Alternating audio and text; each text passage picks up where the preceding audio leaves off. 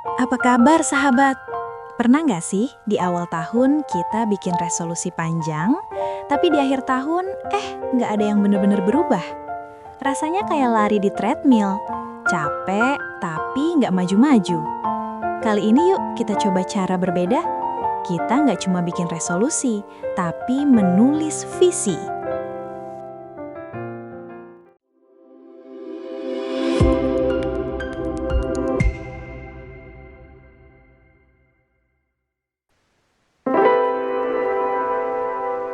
Selamat datang di Masyarakat Kristen, tempat kita sharing dan bertumbuh bersama dalam iman. Di channel ini, kita belajar firman Tuhan dengan gaya yang kekinian dan aplikatif. Jangan lupa subscribe dan nyalain bel notifikasi biar nggak ketinggalan renungan yang memberkati setiap minggunya.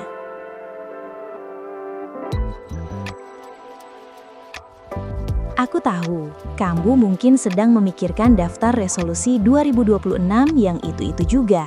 Hidup lebih sehat, nabung lebih banyak, karir naik, atau belajar skill baru. Tapi pernah nggak sih di tengah semangat di awal tahun, kita merasa ada yang missing? Seperti lari di treadmill, capek, bergerak, tapi nggak benar-benar maju ke suatu tujuan yang jelas.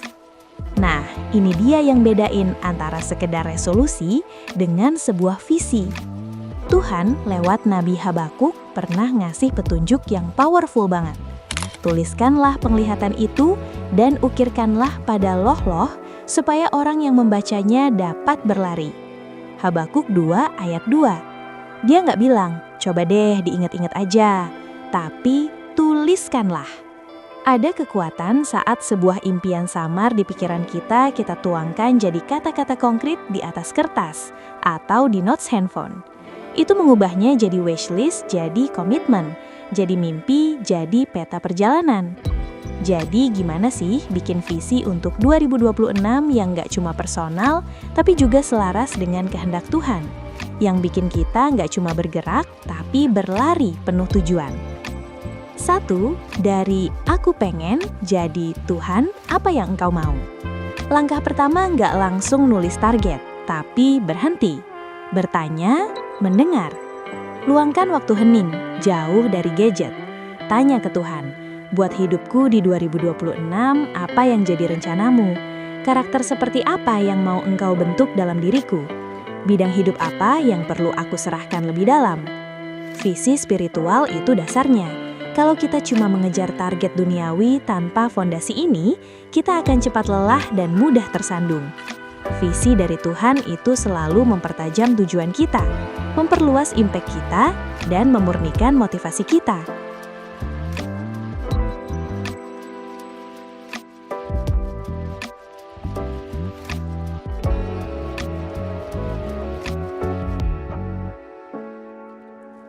Dua, tulis dengan spesifik tapi fleksibel.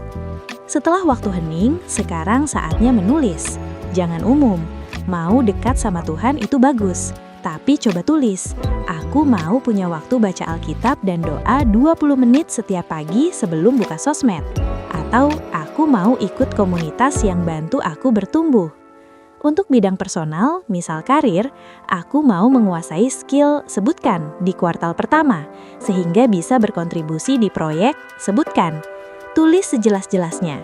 Tapi ingat, kita pegang visinya, Tuhan yang pegang jalannya. Jadi fleksibel dan terbuka jika Dia membelokkan langkah kita yang lebih baik.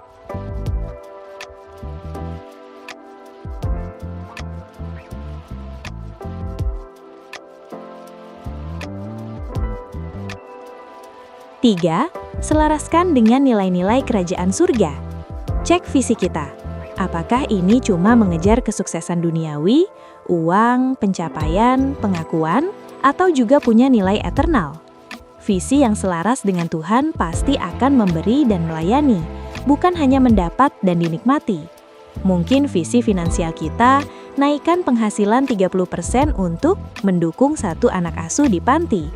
Visi karir, mencapai posisi manajer untuk menciptakan lingkungan kerja yang bermakna dan adil bagi tim. Dengan begini, setiap pencapaian gak cuma buat kita, tapi jadi saluran berkat.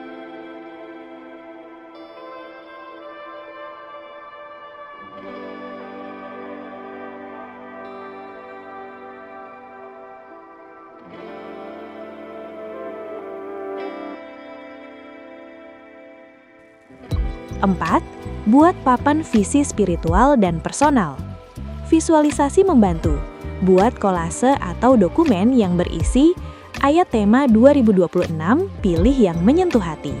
Kata-kata afirmasi berdasarkan janji Tuhan.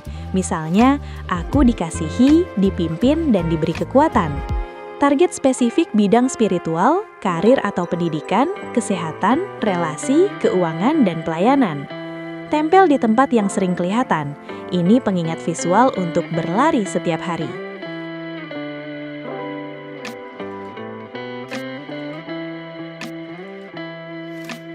2. Review rutin dan berjalan dalam iman.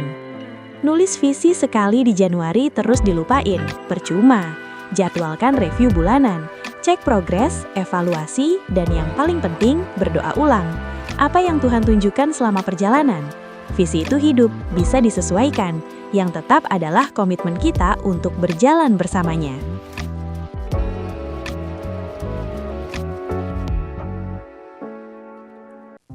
2026 nggak perlu jadi tahun yang asal jalan lagi. Dengan visi yang tertulis, kita punya peta yang jelas. Kita nggak lagi sekedar berevolusi, tapi punya revolusi. Pergerakan yang disengaja menuju tujuan ilahi.